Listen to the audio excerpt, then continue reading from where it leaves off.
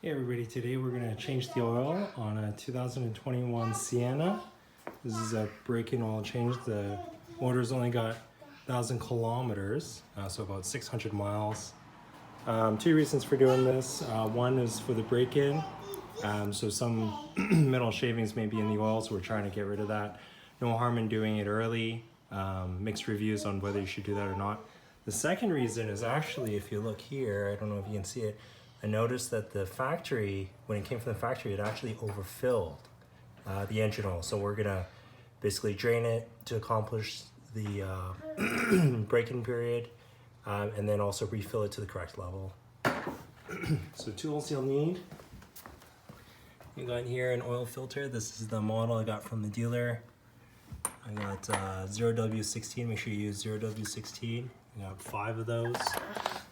You got ratchet with a 14 millimeter on that. Extension. I got this Fumoto drain valve to make your future oil changes easier. You want gloves to protect your skin. Brake cleaner to keep things well clean. We're gonna put a garbage bag underneath just in case any oil spills out. We got some funnels and a drain pan, and also ramps.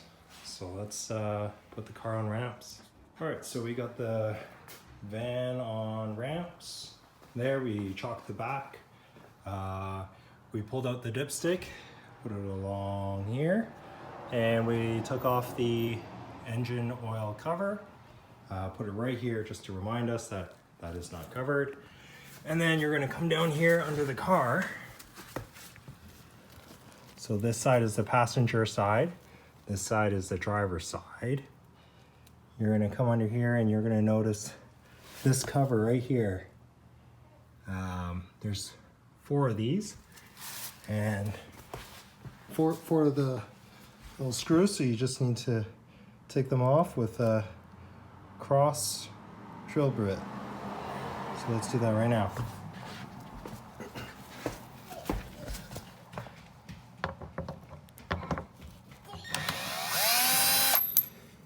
It's 1.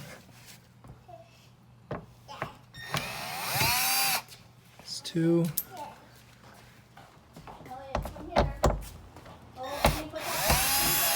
That's 3. No, Daddy needs that. Come back. Oh, that is 4. Okay. Great. All right, so once that cover is off, you're gonna notice the drain bolts right there. The oil filter is right there. And so just set up your drain pan underneath. Toyota's nice because this is actually slightly angled, which is perfect because I've seen ones where it either goes straight out that way or straight down. This hopefully will keep it a little clean. Plus, because it's angled and it's on the back end, you know, using the ramps, technically most of the oil hopefully actually drains out. So this is a 14 millimeter. So what you want to do is just grab your ratchet, put it on here. This is the first oil change. It's not too tight. It's not too tight. So let's just unscrew this and make sure your drain pan's properly aligned. And there she goes.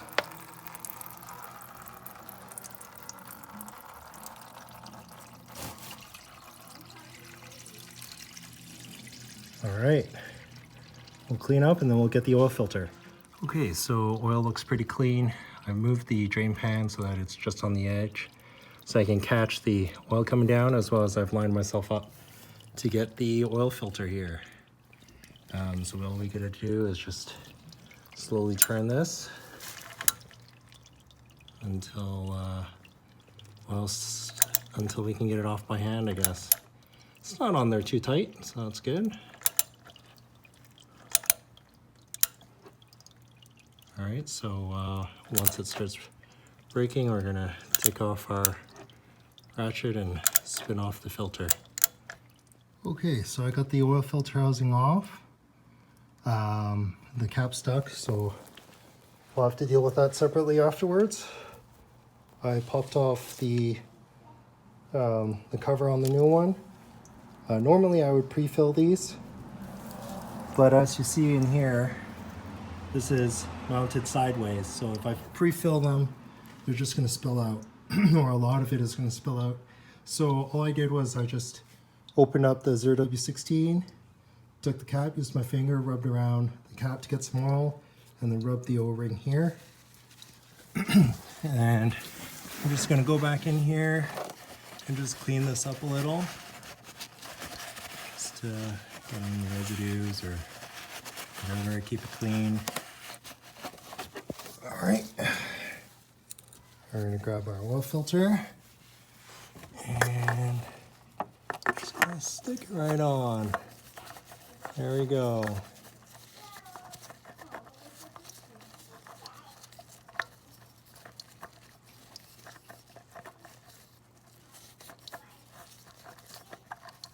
Right, it's righty-tighty, lefty-loosey, right? Yeah, okay. So it should go this way.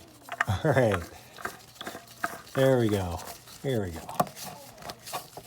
Just hand tight, don't go crazy.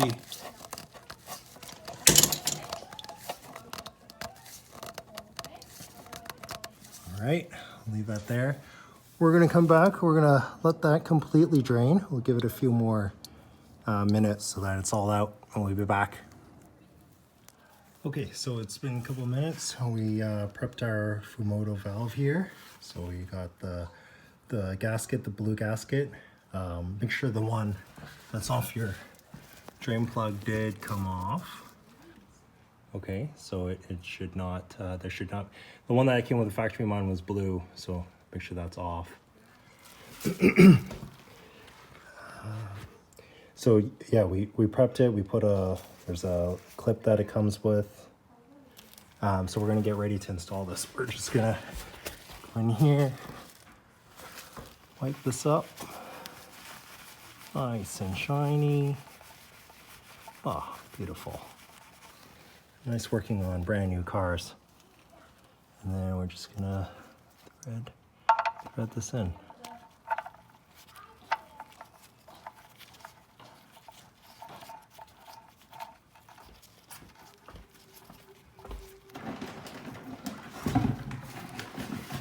Just clean that up.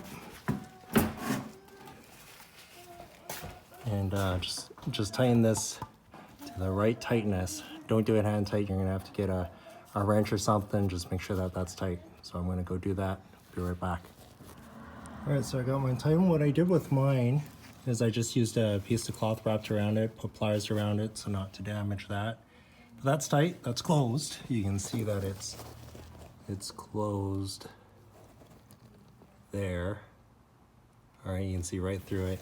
So what we're gonna do, we're just, if you want, you can spray this area down with a brake cleaner. Just reinstall the cover here with the four screws, okay? And then we'll meet you guys back up top. All right, guys, so tied up all down there. Everything's all buttoned up. What I always do is start the screws with the hand first, up to you guys, but I start with the hand and then finish it up with very gently with the power tool, just because I'm lazy like that.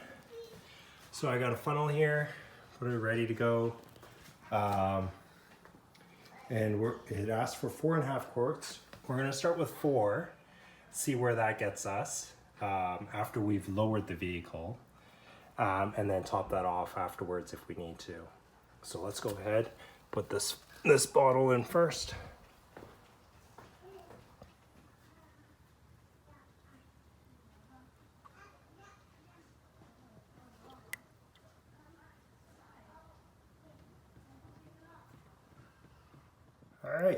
All right, so 4 empty bottles later, that's all in. I just did a quick dipstick check, and I just wanted to make sure, I don't know if you guys can see it, but I just wanted to make sure that it's not completely blown dry.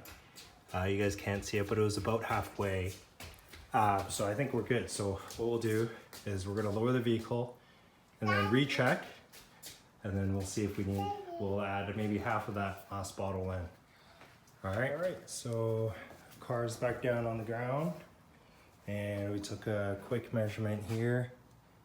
I don't know if you can see it, but it's pretty close to the top dot with just 4 bottles. So what we're gonna do is we're gonna check back, we're gonna let the car run, we're gonna check back in a couple days and make sure that it's not over. It's probably a good idea to be within the band, not over.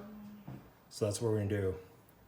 All right, so hey, thanks guys for joining in. If you guys have any thoughts on whether to do a break-in oil change, or any thoughts as to why they may have overfilled at the factory, or maybe it was done at the dealer, feel free to leave a comment below. I want to make a shout out to Car Care Nut. If you haven't seen his channel, a great channel, learned a lot from him. Actually probably caused me to buy the Toyota Sienna, which is great. This is the all-wheel drive XSE. But thanks for dialing in, and hope you guys have a great day. Bye.